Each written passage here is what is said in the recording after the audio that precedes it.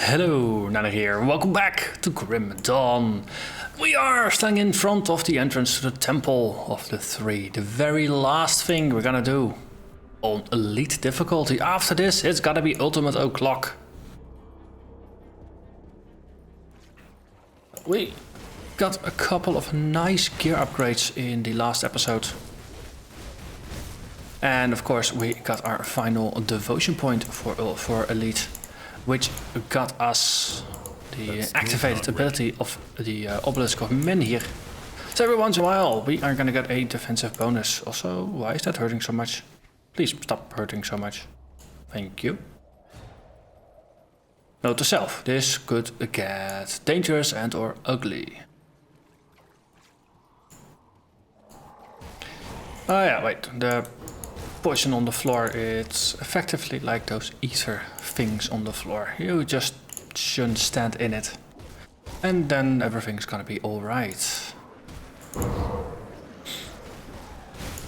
Did something actually come out of those pools? I think it did. Okay. So far, mostly just level 70 somethings. Level 74, Rotbite the Diseased. Let's just stand here, where we're not standing in the acid in any way, shape or form. Let's just take this guy out, and if that one is still alive by the end, then we can use that as an anchoring point to blitz against. Actually see that as a rather useful thing. Seriously. Are they listening? Are they secretly just listening while I'm talking? That will explain so much.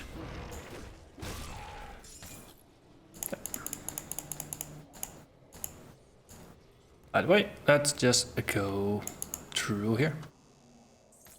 Of course, the end boss of the Temple of the Three is a pretty tough cookie. I'm very much looking forward to that fight, to see how it's gonna go and how tough it's gonna be. Because it's gonna be a pretty good test of our tanking capabilities.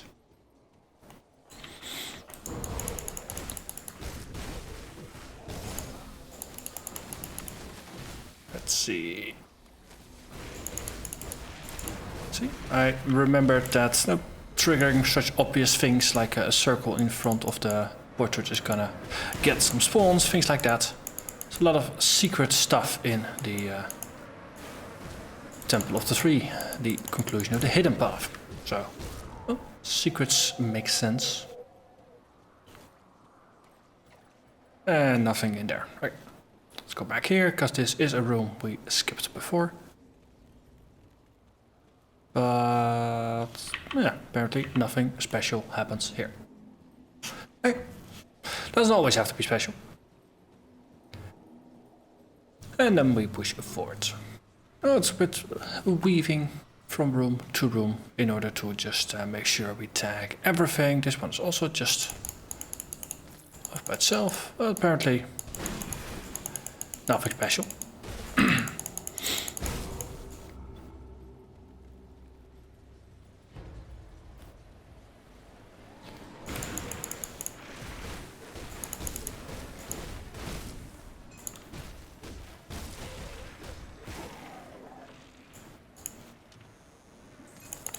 I'll be happy once we make it to Ultimate. Now we're gonna start the storyline for the final time. I just had a look at where all the devotion shrines are gonna be that will still be active on Ultimate. Because the further we get, the less of the shrines will be active. To the point where there's only gonna be 13 shrines active in the entirety of Ultimate. Well, actually, there's 14. There's one bonus one for a secret hidden side quest thingamajig. But from all the regular ones, there's only going to be 13. 5 of those are going to be the desecrated shrines, that's where you have to fight for your point. And 8 are going to require a item sacrifice of some sort. And I have to admit, some of them are a little on the ridiculous side. That skill's not ready. We're needing the sacrifice of actual relics or talismans. It's like that. Or relics, right? These, yeah, relics. So I'll probably skip most of them, at least the most excessive ones. If there's some really cheap relics that we can craft, then of course, well, that's just easy points. But if it means I have to spend like an entire afternoon farming materials to make it, then I'll just skip it, because technically, no, with 5 shrines needed to hit our maximum of 50 points, because we're at 45 now, then no, we technically don't even need to craft something, but well, then we'd have to have the patience to wait until the Bastion of Chaos to get to the final point. So there's probably going to be a bit of a mix between things to solve things.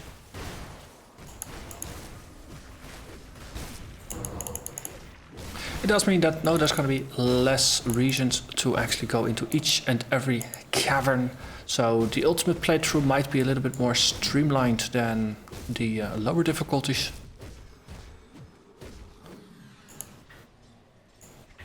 Also, speaking of streamlined, we skipped quite some content on the side here. Let's go back. See what we find over there. Because now there might actually be some uniques here.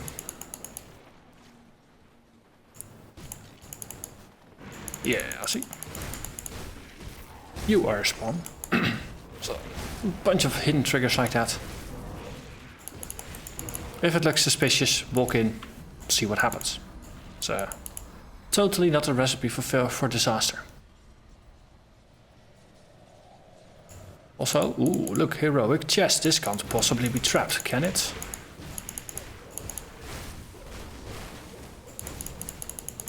Empowered Herald's Mask. I think it was a generic +1 item set, wasn't it? Yes, it was. Also look, Ether and Chaos Resistance. It's popping up everywhere now.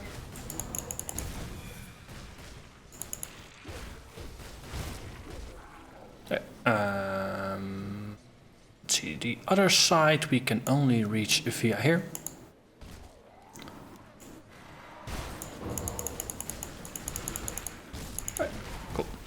And that concludes this part of the temple.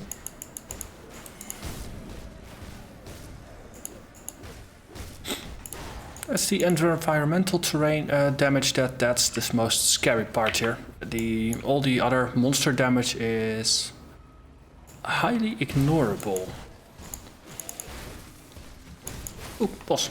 Herna, the Dread Widow. If you're gonna stand somewhere, you might as well crawl up against a Spider Queen.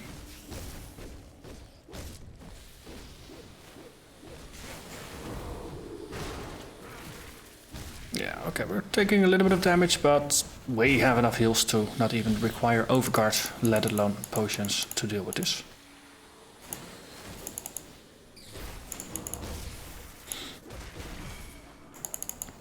Oh, you, yes. Yeah, they're all dead. Good.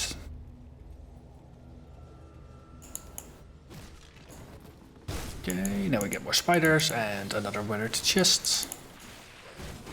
This one also looks just too conveniently located. Now inside of one of the gods. Couldn't possibly be a trap.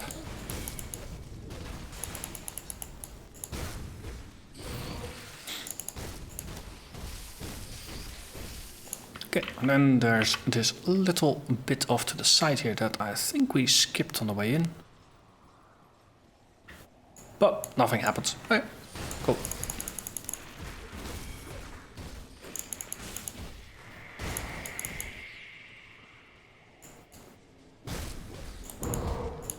As long as the terrain is not trying to murder us, we are perfectly fine and perfectly in control here.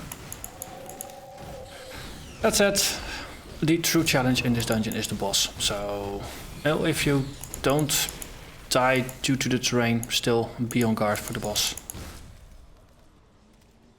Might be that it turns out that it's not actually that tough anymore, but if you approach every boss with the attitude that he's gonna murder you, then, well, you'll always be happy if that doesn't happen. a little bit of optimism there. Realistic optimism.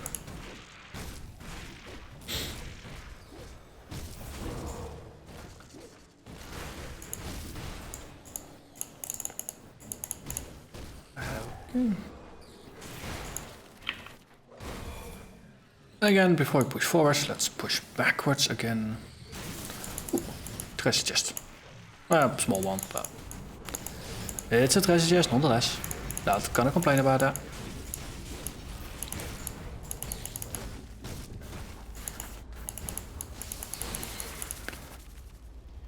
Anything else? I think once again we cleared the area. Against regular mobs, where the damage we're dealing is fine. That's the interesting bit. Against regular mobs, we're doing alright. Oh, maybe a better benchmark would be if you can one-shot white mobs, then you're doing okay. That's I'm very curious to see how the monster life, monster damage is gonna scale in Ultimate. I'm very, very curious to see how that's gonna happen. And of course, once the expansion hits, level cap's gonna go up to 100. That, of course, means that the difficulty curve is gonna go up to level 100 monsters. That's gonna be interesting. And, yes, there it is.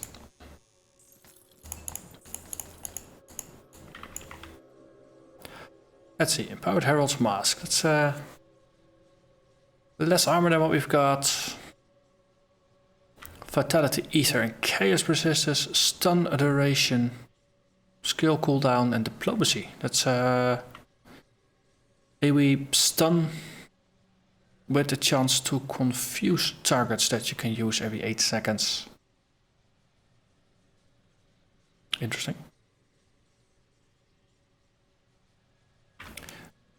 Well, we give up armor, but we gain some valuable resistances. This is actually not a bad one to at least keep in mind in case we need it. If resists run low, then, well, we have something to fall back on. But I think we're slowly building up a collection of items that all have that property that they are interesting fallbacks. But for now, let's see how are we gonna deal with the Sentinel, the boss of the Hidden Path.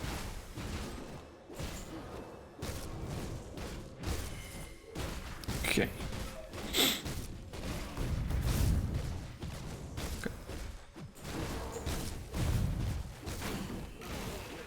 So for now, I'm just trying to see if we're tanking him. Okay, he's doing some decent sustained damage. So if you just avoid his attacks every once in a while. No, let's not get hit by a meteor in the face. No obvious things like that. And it's all pretty good. Oh. So Life Leecher, get out of my face maybe. Okay. Let's see if we can fight out in the open here rather than or maybe here. I don't think those stones are really helping all that much. I can't do that yet. Looking for boss. Just so many add-ons, I'm having difficulties spotting the boss. Yes, there he is.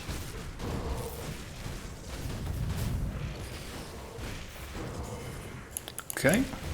It's a pretty massive burn and poison that he's inflicting. That skill's not ready. Of course, our fire resistance is more than adequate. That just shows how painful this is. You can't do anything against those stones. It's Overguard here.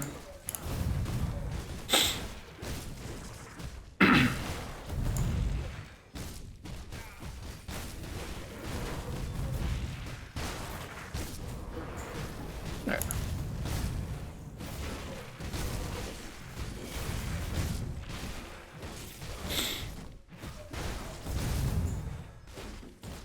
Okay, after the initial frenzy, things have cooled down a little bit.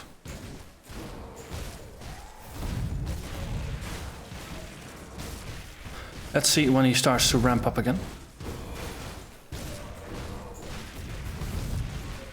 So far, I'm just sustaining this all based on regular regeneration.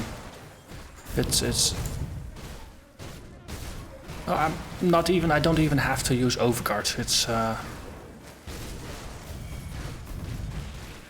I do keep it in mind, of course. It's there when I need it, and especially once he gets those wicked burns off, then Overguard really helps to just neutralize the damage by just applying more regen. Okay, now damage is spiking again. It's that level 75 Eldritch Life Drinker. That's probably gonna be the That skill's not ready. nasty part there. Ready, you please? Come on, die, will you?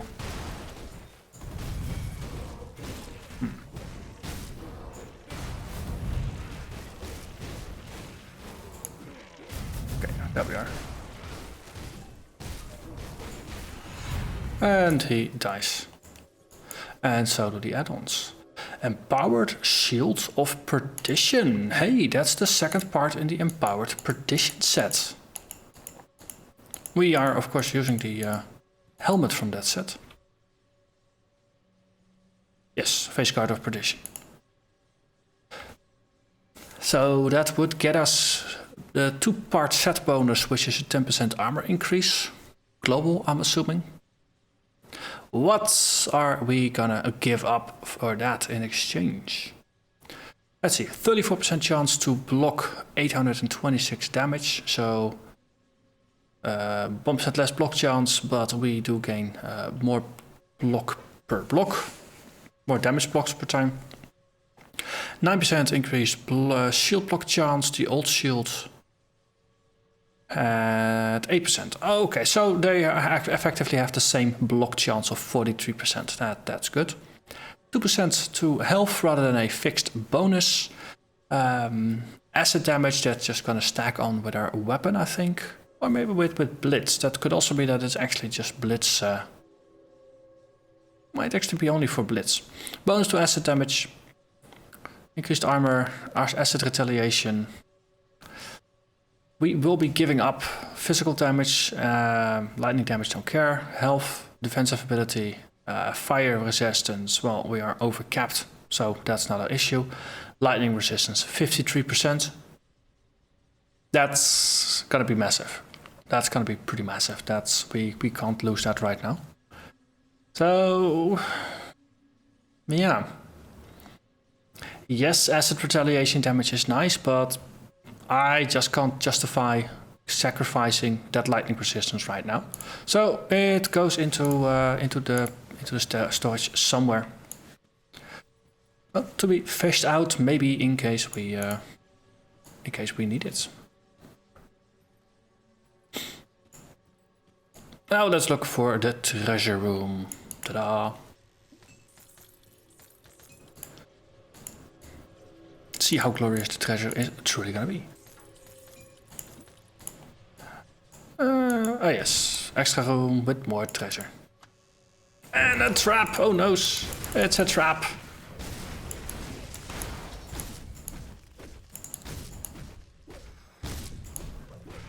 Okay.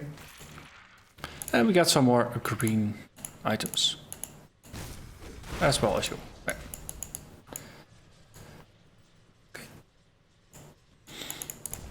Then we can have a chat with the attendant who is stuck in the stone still. And if we just... I wish to learn. Ready to receive the gift. Yes. We got a skill point. Yes.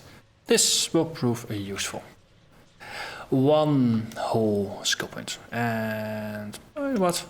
Put it into military conditioning. Just get that one done. Then starting from a next level onwards, 1 point into demolitionist, 1 point into cadence. Want to max that, see if we can get a little bit more oomph in those fights where we need it. But it does conclude our playthrough of Elite. Actually, let's bump this up a notch to Ultimate. Let's at least make the switch. And then let's get started.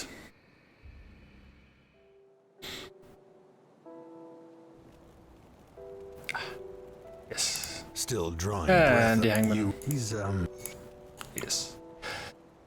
So, we are on ultimate.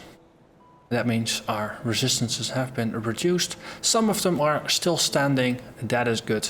The other ones we're gonna have to work on.